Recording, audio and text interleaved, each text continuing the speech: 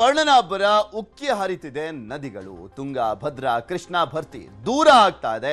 ಬರದ ಆತಂಕ. ರೈತರಿಗೆ ಮಾರ್ಕಂಡೇಯ ಶಾಪ, ಕೊಳೆಯುವ ಸ್ಥಿತಿಯಲ್ಲಿ ಬೆಳೆ. ವರ್ಣಾರ್ಭಟ news 18 big coverage.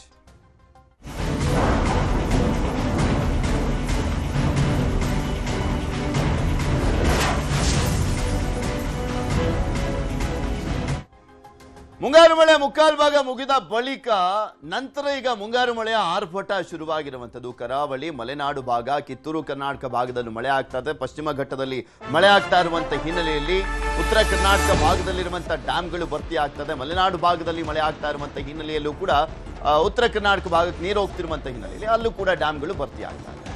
Tunga, Bhadra ನದಿಗೆ ಡ್ಯಾಮ್ಗೂ ಕೂಡ ಜೀವಕಳೆ ಬರ್ತಾರೆ. ಹರಿಹರ ಬಳಿ ಮೈದುಂಬಿ ಹರಿತಾ ಇರುವಂಥದ್ದು ತುಂಗಾ, ಭದ್ರಾ ನದಿ.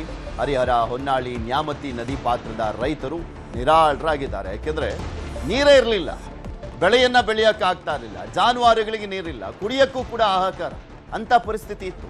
ತುಂಗಾ, ಭದ್ರಾ ನದಿಗೆ ನೀರು ಬಂದಿದ್ರಿಂದ ರೈತರು ಸಂತಸಗೊಂಡಿದ್ದಾರೆ. ಭದ್ರಾ ಜಲಾಶಯಕ್ಕೂ ಕೂಡ ಉತ್ತಮ ಪ್ರಮಾಣದ ಒಳಹರಿವು ಇದೆ. ಭದ್ರಾ ಜಲಾಶಯ ಭರ್ತಿಯಾಗುವಂತ ನಿರೀಕ್ಷೆಯಲ್ಲಿ ರೈತರಿದ್ದಾರೆ. ಭದ್ರಾ ಜಲಾಶಯ ಅದು ಕೂಡ ದೊಡ್ಡ ಜಲಾಶಯ.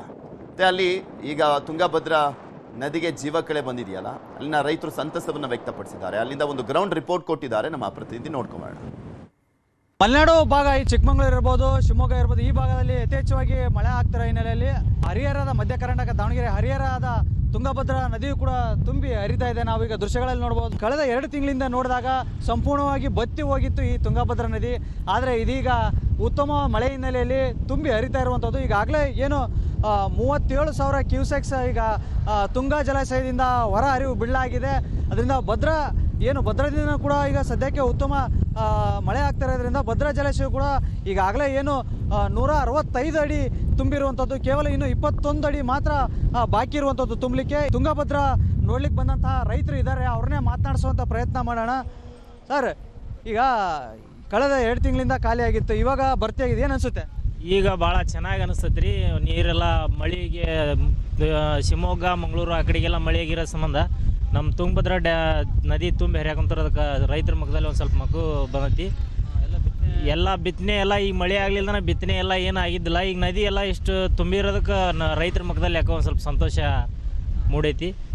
ಇದು ರೈತರು ಹೇಳುವಂಥದ್ದು. ಯಾಕಂದರೆ ಈಗಾಗಲೇ ಕಳೆದ 2 ತಿಂಗಳಿಂದ ಸಂಪೂರ್ಣವಾಗಿ ಬತ್ತೋಗಿತ್ತು. ಈಗ ಈ ನದಿಯಲ್ಲಿ ನೀರು ನೋಡಿ ಖುಷಿ ಆಗುತ್ತೆ. ಯಾಕಂದರೆ ಇನ್ನೂ ಕೂಡ ಭದ್ರಾ ಭರ್ತಿ ಆಗಲಿಕ್ಕೆ 21 ಅಡಿ ಬಾಕಿ ಇದೆ.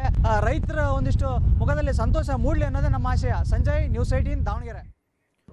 ಕರಾವಳಿ ಭಾಗದಲ್ಲೂ ಮಳೆಯಿಂದ ಆತಂಕ.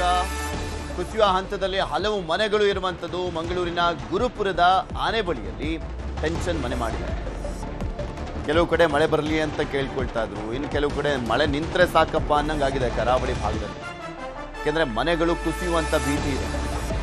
ಮನೆಯ ಹಿಂಭಾಗದಲ್ಲಿ ಕುಸಿದಿರುವಂಥದ್ದು ಗುಡ್ಡ. ಅವೈಜ್ಞಾನಿಕವಾಗಿ ಮಣ್ಣು ತೆಗೆದು ಅವಾಂತರವನ್ನ ಮಾಡಿದ್ದಾರೆ. ಗುಡ್ಡ ಕುಸಿತದಿಂದ 5 ಮನೆಗಳಿಗೆ ಅಪಾಯ ಇದೆ. ಅಲ್ಲಿ ಗುಡ್ಡ ಕುಸಿದಿರುವಂಥ ಹಿನ್ನೆಲೆ ಈ 5 ಮನೆಗಳು ಕುಸಿದ್ರೆ ಮೇಲ್ಭಾಗದ ಮನೆಗಳಿಗೂ ತೊಂದರೆ ಆಗುತ್ತೆ. 15ಕ್ಕೂ ಅಧಿಕ ಮನೆಗಳಿಗೆ ಅಪಾಯ ಕಟ್ಟಿಟ್ಟ ಬುತ್ತಿಯಲ್ಲಿ 5 ಮನೆಗಳ ನಿವಾಸಿಗಳ ಸ್ಥಳಾಂತರಕ್ಕೆ ಈಗ ಸೂಚನೆಯನ್ನ ಕೊಡಲಾಗಿದೆ. ಪರ್ಯಾಯ ವ್ಯವಸ್ಥೆ ಇಲ್ಲದೆ ನಿವಾಸಿಗಳು ಅತಂತ್ರರಾಗಿದ್ದಾರೆ. ಪರ್ಯಾಯ ವ್ಯವಸ್ಥೆ ಇಲ್ಲ. ಒಮ್ಮಿಂದೊಮ್ಮೆ ಮನೆ ಖಾಲಿ ಮಾಡಿ ಅಂದ್ರೆ ಒಂದು ಜೀವ ಕಳ್ಕೊಳ್ಳೋದ್ರ ಜೊತೆಗೆ ಭಯ ಇದೆ, ಇನ್ನೊಂದು ಜೀವನ ಹೆಂಗ್ ಕಟ್ಕೊಳ್ಳೋದು ಅಂತ. ಏನಾದ್ರೂ ಪರ್ಯಾಯ ವ್ಯವಸ್ಥೆ ಏನಾದ್ರೂ ಮಾಡ್ಕೊಡ್ತಾ ಇಲ್ಲ ಅನ್ನುವಂತ ಆಕ್ರೋಶ ಕೂಡ ಇದೆ. ಇವಿಷ್ಟು ಈ ಕ್ಷಣದವರೆಗಿನ ಸುದ್ದಿ. ಈಗ ಒಂದು ಬ್ರೇಕ್ ಆದ್ಮೇಲೆ ಪ್ರಪಂಚ ಪ್ರಸಾರ ಆಗುತ್ತೆ.